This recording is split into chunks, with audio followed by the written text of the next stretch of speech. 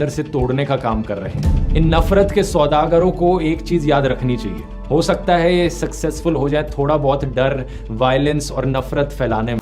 तो hello guys, कैसे हैं आप लोग? आशा करता सब अच्छा होंगे, मैं भी अच्छा हूँ। तो गाइस, हाल ही में एक मूवी रिलीज हुई थी, द केरला स्टोरी। तो गाइस आज इसी पर खुलासा करेंगे इस मूवी में कितना सच और कितना झूठ है। और गाइस इस मूवी को किसी राज्यों में बैन भी किया था, वहीं किसी राज्यों में मूवी फ्री टैक्स भी किया गया था जी। और गाइस इस मूवी के प्रमोशन हमारे देश के प्रधानमंत्री ने किया था। तो गाइस सोचो, अगर किसी देश का प्रधानमंत्री किसी मूवी को प्रमोट करता है तो गाइस उस देश में कैसे हालात होंगे। और गाइस इस मूवी में कुछ नहीं है गाइस, खाली एक ही धर्म को लेके टारगेट किया गया। और गाइस ये मूवी पूरी की पूरी प्रोपोगेंडा मूवी है। तो गाइस ज़्यादा देरी नहीं करते, मूवी देखते हैं। आपको पूरी वीडियो दिखाएंगे, आपको वीडियो में बताएंगे कि कैसे क्या और किस बेस पे ये मूवी बनी हुई है और किस धर्म को लेके इसमें टारगेट किया गया। और गाइस ऐसी एक मूवी नहीं है खाली, इससे पहले भी एक मूवी आई थी जो थी द कश्मीर फाइल। उसमें भी गाइस खाली एक ही धर्म को लेके टारगेट किया गया था, जो धर्म था मुसलमान। तो गाइस भारत देश में अभी काफ़ी तनाव जैसा माहौल चल रहा है, जैसे कि मुसलमान हिंदू मुस्लिम पे ज़्यादा विवाद चल रहे हैं और कुछ अनभक्त जो है कि इस बात को लेके ज़्यादा मुद्दा उठा रहे हैं। और बीजेपी के कुछ नेता भी है जिसमें शामिल है। तो गाइस इससे पहले मैंने अभी एक वीडियो बनाया था, उस पर काफ़ी अच्छे व्यूज़ भी आए और लेकिन काफ़ी नेगेटिव कमेंट्स भी आए। उसी तरह गाइस ये जो मूवी है द केरला स्टोरी, इस पर भी बहुत सारे वीडियो बन चुके हैं यूट्यूब पर, लेकिन सबसे ज़्यादा देखने जाने वाली यूट्यूब की वीडियो जो है ध्रुव राठी जी की। तो गाइस उनके ऊपर भी बहुत सारे नेगेटिव कमेंट्स भी आए थे, बहुत सारे पॉजिटिव कमेंट्स भी आए थे। तो गाइस ज़्यादा देरी नहीं करते, आपको सीधा वीडियो दिखाते हैं और दिखाते कितना सच है और कितना झूठ है। नमस्कार दोस्तों, हाल ही में एक फिल्म रिलीज हुई द केरला स्टोरी नाम से, जिस पर बड़ी चर्चा हो रही है। इस फिल्म में दिखाया गया है कि कैसे केरला में एक खुफिया खेल खेला जा रहा है बेगुनाह औरतों को इस्लाम में जबरदस्ती कन्वर्ट करने का और उन्हें आईसिस के पास भेजा जा रहा है। इस फिल्म के और फिल्म डायरेक्टर के अनुसार करीब 32,000 लड़कियों के साथ ऐसा किया गया है, जो कि आज के दिन सीरिया और यमन के रेगिस्तान में दफन है। क्या है इसके पीछे की असली कहानी और इस चीज में कितनी सच्चाई है, आइए जानने की कोशिश करते हैं आज के इस वीडियो में। केरला स्टोरी। मेरे जैसे 32,000 गर्ल्स कन्वर्ट होके सीरिया और यमन के रेगिस्तान में दफन हो चुकी है। आज से करीब 100 साल पहले जर्मनी के तानाशाह एडोल्फ हिटलर ने अपनी एक किताब लिखी थी माइन काम्फ नाम से। इस किताब में इसने बताया था एक प्रोपेगेंडा टेक्निक के बारे में जिसका नाम था बिग लाई। हिटलर का कहना था लोगों को बहकाने के लिए इतना बड़ा झूठ बोलो कि लोगों को लगे यार कोई इतना बड़ा झूठ थोड़ी बोल सकता है, कोई ये बात कह रहा है तो कुछ तो सच्चाई होगी इस बात में। जब झूठ इतना बड़ा हो, इतने कॉन्फिडेंस के साथ बोला जाए तो कुछ लोग उसे सच मान बैठते हैं। लोगों को लगता है यार कोई इतना बड़ा झूठा थोड़ी हो सकता है। इस टेक्निक के एडिशन में एक दूसरी प्रोपेगेंडा टेक्निक बताई थी हिटलर के प्रोपेगेंडा मिनिस्टर जोसेफ गोबल्स ने। गोबल्स ने कहा कि रेपिटेशन भी यहाँ पर बहुत जरूरी है। इस बड़े झूठ को बार बार दोहराते रहो, इतनी बारी इस बड़े झूठ को दोहराओ कि लोगों को 4 अलग अलग सोर्सेज से यही झूठ सुनने को मिले।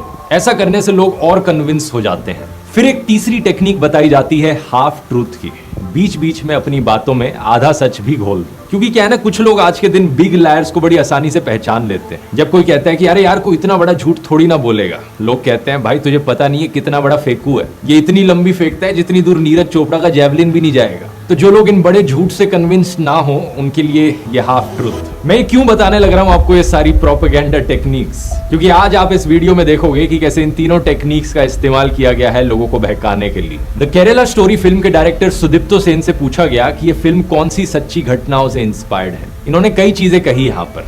पहला इन्होंने कहा साल 2010 में केरला के जो फॉर्मर चीफ मिनिस्टर थे ओमन चांडी, उन्होंने एक स्टेटमेंट दी थी केरला की असेंबली में।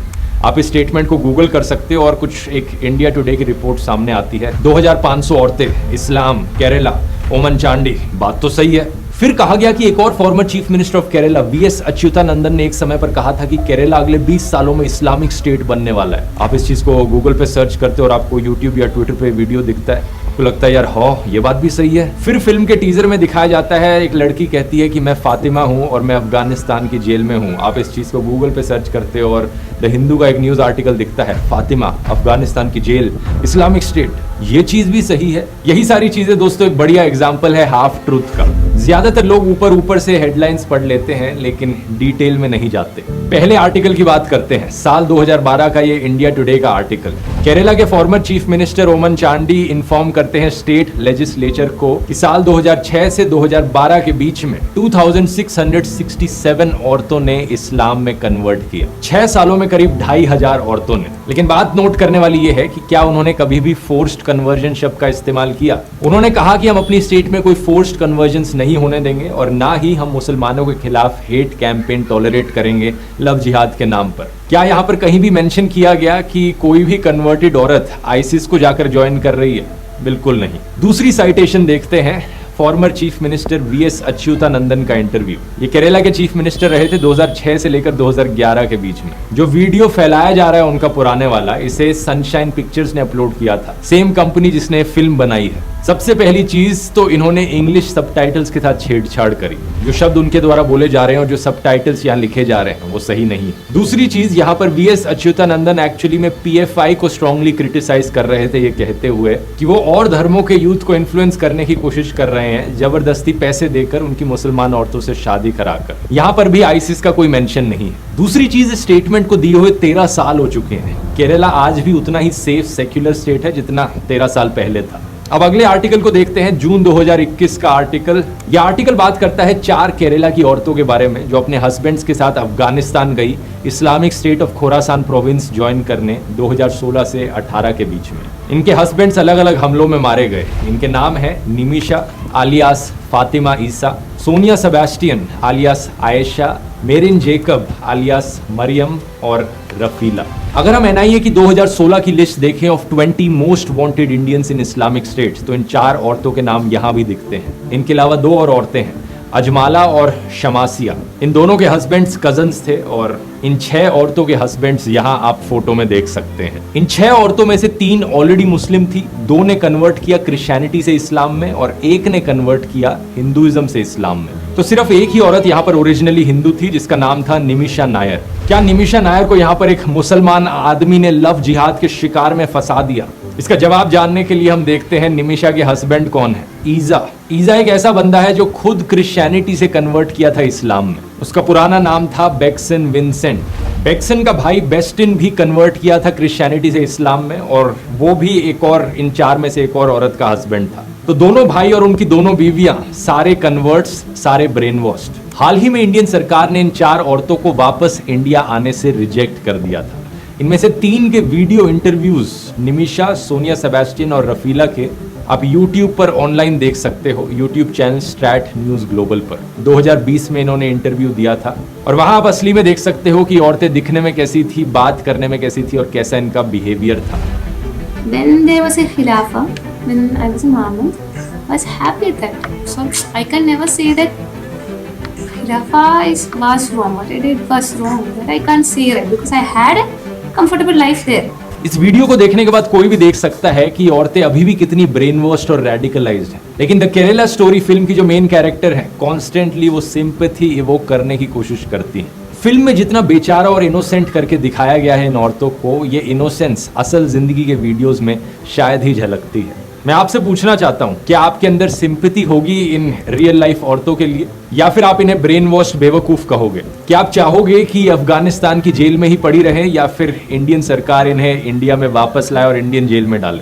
ये सवाल मैं आप पर छोड़ता हूँ, नीचे कॉमेंट्स में लिखकर बता सकते हैं आपकी राय क्या है। स्ट्रैटेजिक न्यूज ग्लोबल रिपोर्ट हमें बताती है कि एनआईए की 2016 की चार्जशीट में जिन 20 लोगों को मेंशन किया गया है, वो लोग एक दूसरे से काफी इंटरकनेक्टेड थे जब रेडिकलाइजेशन की बात करी जाती है। तो इनमें से 17 लोग सिर्फ एक सिंगल डिस्ट्रिक्ट से आते थे, केरला में कासरगोड जिले से। 2020 की एक हिंदुस्तान टाइम्स की रिपोर्ट ने बताया कि कुछ और ने बाद में ज्वाइन किया, तो टोटल 22 लोग एक्चुअली में कासरगोड से थे। 2016 का इंडिया टुडे का आर्टिकल बताता है कि एक ट्रेंड है कि ये सिर्फ सिंगल यूथ यहाँ नहीं जा रहे हैं आईसिस ज्वाइन करने, बल्कि पूरे के पूरे परिवार, यहाँ पर हस्बैंड, वाइफ और इवन बच्चे भी चले गए आईसिस ज्वाइन करने। आर्टिकल में यह भी मेंशन किया गया है कि इससे पहले ज्यादातर आईसिस के रिक्रूट्स एक्चुअली में महाराष्ट्र, कर्नाटक और तेलंगाना से गए थे, केरला से नहीं। लेकिन ये स्टार्ट न्यूज ग्लोबल रिपोर्ट आगे की भी बात करती है। 2018 तक कहा गया कि करीब 60 इंडियंस ने अफगानिस्तान ट्रैवल किया, जिनमें से 26 मेल्स थे, 13 औरतें और 21 बच्चे। ये सब देखकर क्लियरली कहा जा सकता है कि एक प्रॉब्लम जरूर है यहाँ पर। लोगों को रेडिकलाइज किया जा रहा है, ब्रेन वॉश किया जा रहा है आईसिस ज्वाइन करने को। इंटरनेट के जरिए नए modes of communication open up हुए हैं। 2019 में union minister of state for home affairs G Kishan Reddy ने बताया कि इंडियन इन्वेस्टिगेटर्स ने पाया कि आईसिस एक्चुअली में डार्क वेब और इनक्रिप्टेड प्लेटफॉर्म्स का इस्तेमाल कर रहा है लोगों को रेडिकलाइज करने के लिए और आतंकवादियों को रिक्रूट करने के लिए। लेकिन सवाल यहाँ पर यह उठता है कि ये प्रॉब्लम कितनी बड़ी है आखिर। फिल्म ने कहा कि 32,000 औरतों के साथ ऑलरेडी ऐसा किया जा चुका है केरला के अंदर। आइए इसके आंकड़े देखते हैं। Vladimir Voronkov, under secretary general of united nations office of counter terrorism, इन्होंने बताया कि 110 देशों से करीब 40,000 फॉरेन टेररिस्ट फाइटर्स सीरिया और इराक में गए कॉन्फ्लिक्ट को ज्वाइन करने। 40,110 देशों से। एक और एस्टिमेट दिया 2018 की study International Centre for the Study of Radicalisation King's College London ने 41,490 लोग 80 अलग अलग देशों से आईसिस से एफिलिएटेड हैं। इनमें से 79% लोग आदमी हैं। इन दोनों रिपोर्ट्स के बेसिस पे एक एस्टिमेट लगाया जा सकता है करीब 40 से 42,000 फॉरेन टेररिस्ट हैं जो दुनिया भर से आईसिस को ज्वाइन करने गए। तो कितने इंडिया से हैं? अमेरिका के ब्यूरो ऑफ काउंटर टेररिज्म ने कंट्री रिपोर्ट्स पब्लिश करी साल 2020 में। इन्होंने कहा सितंबर 2020 तक एनआईए ने 34 टेररिज्म के केसेस इन्वेस्टिगेट किए थे और करीब 160 लोगों को इंडिया में अरेस्ट किया था आईसिस से रिलेटेड।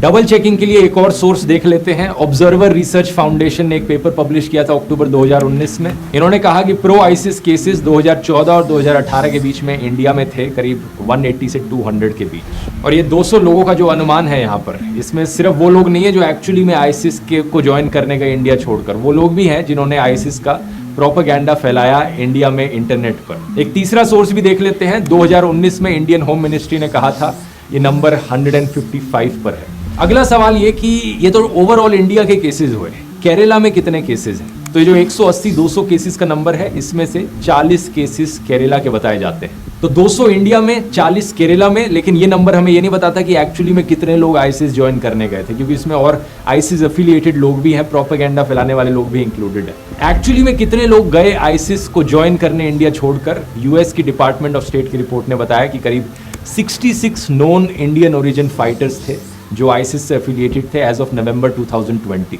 सही सुना आपने, सिर्फ 66। 2018 की स्टैट न्यूज ग्लोबल रिपोर्ट ने भी 60 का ही फिगर दिया था, तो ये नंबर उसके बड़े आसपास है। तो इस 60 के नंबर में से कितनी औरतें हैं? करीब 13 औरतें हैं। कितनी औरतें हैं जो केरला से हैं? सिर्फ 6 औरतें हैं जो केरला से हैं। इन 6 में से ऐसी कितनी औरतें हैं जिन्हें बाकी धर्मों से इस्लाम में कन्वर्ट किया गया?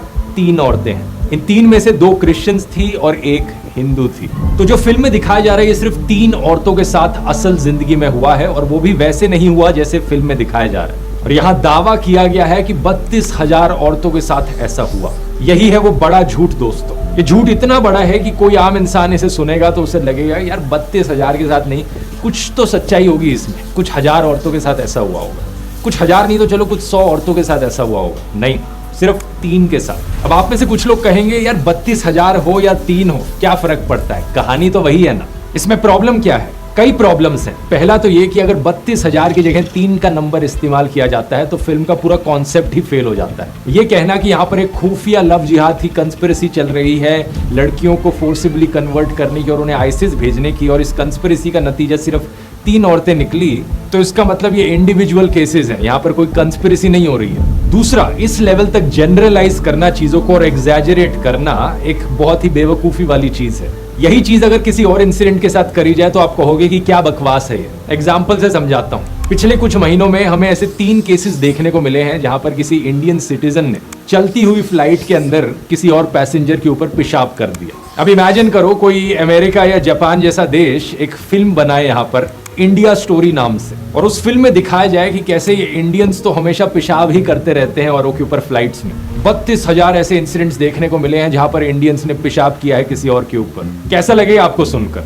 आप कहोगे कि क्या बकवास चल रही है, देश को बदनाम करने की कोशिश करी जा रही है। लेकिन अगर दूसरी तरफ फिल्म बनाने वाला कहे कि यार 32,000 चलो एग्जैजरेटेड नंबर था, लेकिन 3 के साथ असली में ऐसा हुआ है, इसलिए फिल्म बनाना जस्टिफाइड है यहाँ पर, क्या होगा आपका रिस्पॉन्स ऐसे केस में? कोई सेंस है इस बात की?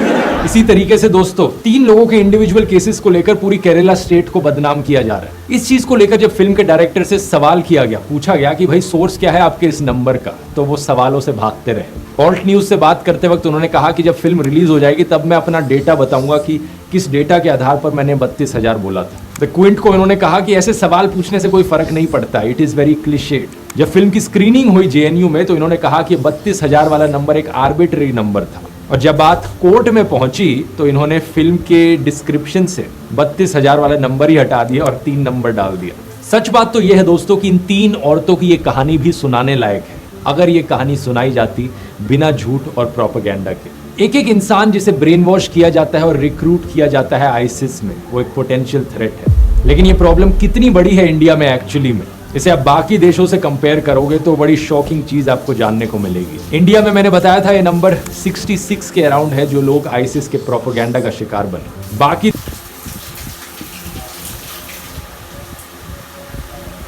तो गाइस जैसा कि हमने और आपने मिलकर वीडियो देखा, तो गाइस इस जो ये मूवी बनी है द केरला स्टोरी, इसमें ओनली फॉर झूठ है गाइस। पहला झूठ, इसमें सबसे बड़ा झूठ ये है, इन्होंने बताया 32,000 का आंकड़ा। गाइस ये सबसे बड़ा झूठ है, इस आंकड़े को सबने कर दिया कि ये झूठ है। इसमें ओनली फॉर केवल 22 लोग थे, 22 लोग, जिसमें कि पूरे भारत में से 22 लोग थे, और गाइस जिसमें कि 13 लोग खाली केरला से थे, और उसमें से भी गाइस 6 लेडीज़ थी, जिसमें कि 3 मुस्लिम थी और 3 अदर कास्ट की, जिसमें 3 क्रिश्चियन थी और एक ओनली फॉर एक हिंदू थी गाइस।